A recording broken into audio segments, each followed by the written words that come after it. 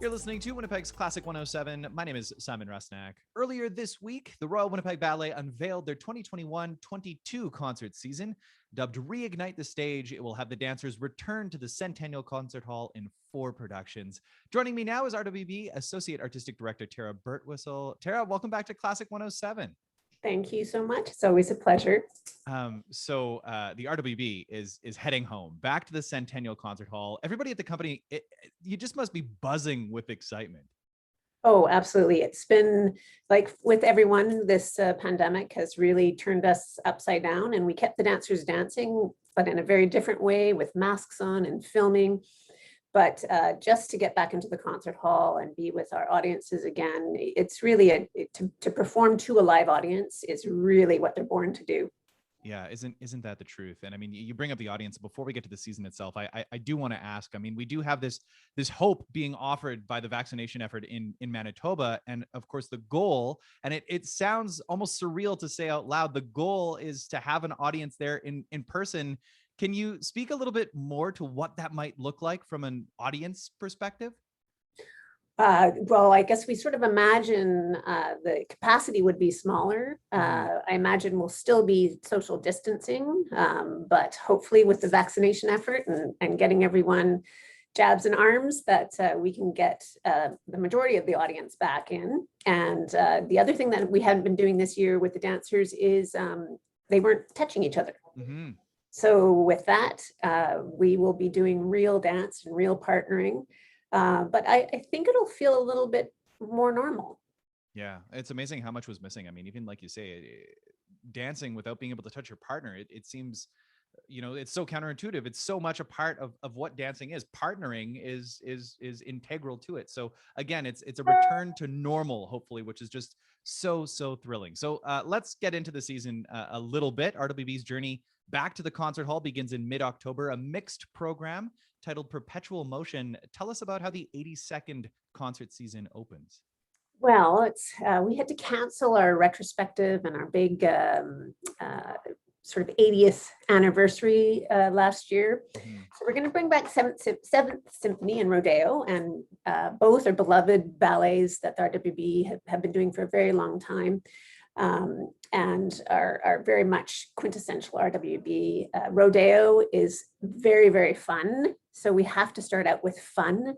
Who doesn't like a good rodeo and some tap dancing from ballet dancers to start the season? So we're very excited to be able to show those again. Yeah, what a great opener. And I mean, being a classical music radio station, the scores are just phenomenal. The Aaron Copland Rodeo, and then Beethoven, a bit of a deeper dive. It's not the 3rd, not the 5th, not the 9th symphony, but the 7th. It's just, it is such triumphant music. So it feels like it's going to be a triumphant return to the concert hall. Yes. Oh, you said it perfectly. I think that's exactly what the dance is like. It's this powerful, triumphant feeling. Well, so again, just a great opener. And then from there, there's a work that not even the pandemic could put a stop to, the perennial favorite, the Nutcracker. Of course, it was in an online abridged version this year, which was so appreciated by all. It returns in its full beloved form to the concert hall for the holiday season, right? Yes, that's our hope. We hope that's going to be our big bang. That's going to be, we're going to ease in with the Perpetual Motion, but we're going to do a full Nutcracker, and we're preparing for that. But of course, we can pivot if we have to. But we're very excited. Well, I mean, in speaking to that pivot, just before we continue with the season, I do want to ask about it, because we saw, the RWB adapt and to present these concerts online. Do you think that's going to be something that continues in a way? I mean, you mentioned the limited audience that would be available to see the performances live at the concert hall. Will there be a sort of streaming option potentially available as well to keep that online connection going? We're looking into that. It becomes more complicated when we're at a concert hall, but certainly not out of the question. No, I mean, I think that's it's exciting to hear that these new opportunities are continuing to be explored, because there is something to be said for the online option. But again, like you say, that live magic of a concert, again, it's something we're all just we're just itching to be back. Yes. So looking ahead into 2022, there's more Tchaikovsky on the program. The Sleeping Beauty. This was last performed a 3 or so years ago, right? Yeah. Tell us about why it was important to bring it back for this season. again, it's like a very what do you call it? It feels like a greatest hits to me, It is kind of. It's just a big show. Yeah. Glamorous. Yeah, lavish. Bring lavish. That's the word I'm Yeah. looking for. Glamorous. We just want to bring glamour back and real classical ballet and tutus and crowns and of course everyone loves Sleeping Beauty and so a great family show too. We see a lot of kids in the audience because of that sort of quintessential ballerina and the tutus and I think to bring that back.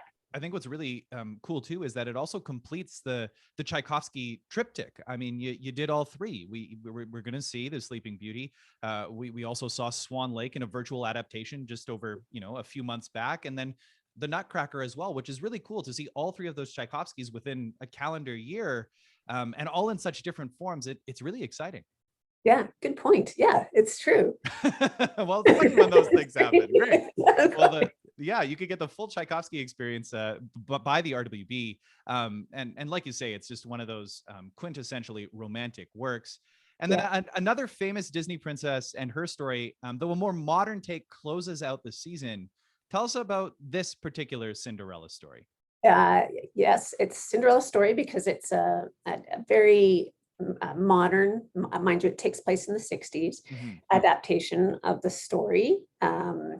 It's to jazz music. So Rodgers and Hammerstein, Ron Paley had put it together, compiled it. We do it to the Ron Paley band, which is quite amazing. It's great to have jazz musicians collaborate with dancers.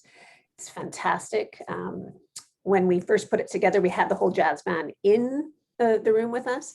And now Ron plays the piano and works with everybody. It is one of our most beautiful ballets. Very obviously jazzy. The costumes are amazing. And it takes place in the 60s. Around the television. Yeah, something that we've all been gathering around more and more these days, the television or the computer. That's right. And I mean, like you say, that Winnipeg's own, the renowned band leader Ron Paley, and this one sort of billed as a sort of ballet meets Broadway. Is that right? Yes, that's exactly it.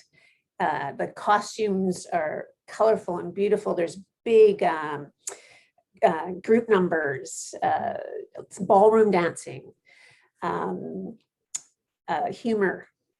Yeah, it's the full package is what it really sounds like. And absolutely. So what a way to round out a season. I've been talking about it nonstop since the season announcement came out. Of course, there's a great video that accompanies the season announcement, and you can see in the dancers' faces just the excitement of being back at the concert hall, beckoning us to say, hey, come along for the ride, because what a ride it's going to be. Tara, thank you so much for taking the time to chat today. And I think I speak for everyone when I say, just how much we've missed the RWB and seeing that live performance. So thanks for offering this glimmer of hope.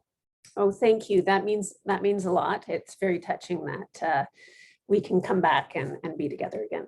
Well, can't wait for it. And of course, you can find more details on the RWB's 2021-2022 season up on the website, classic107.com or rwb.org.